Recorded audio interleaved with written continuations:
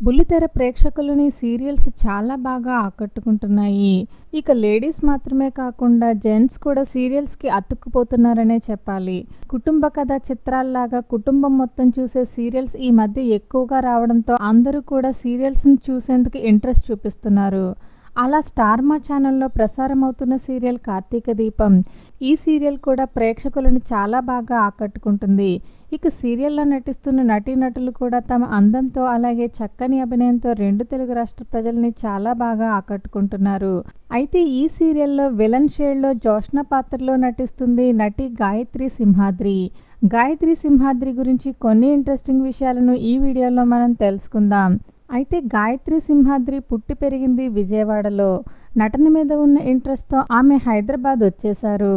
అలా మొదట్లో యాంకర్‌గా తన కెరియర్‌ని స్టార్ట్ చేసింది గాయత్రి సింహాద్రి.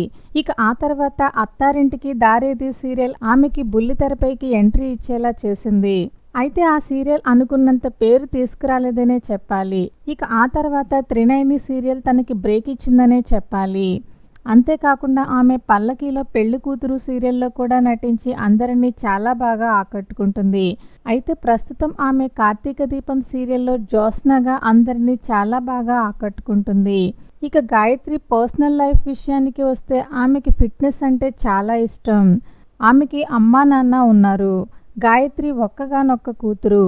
అయితే గాయత్రి సింహాద్రి ఎప్పుడు సోషల్ మీడియాలో చాలా యాక్టివ్గా ఉంటూ తనకి అలాగే తన షూటింగ్కి సంబంధించిన ప్రతి అప్డేట్ని అభిమానులతో షేర్ చేసుకుంటూ ఉంటారు.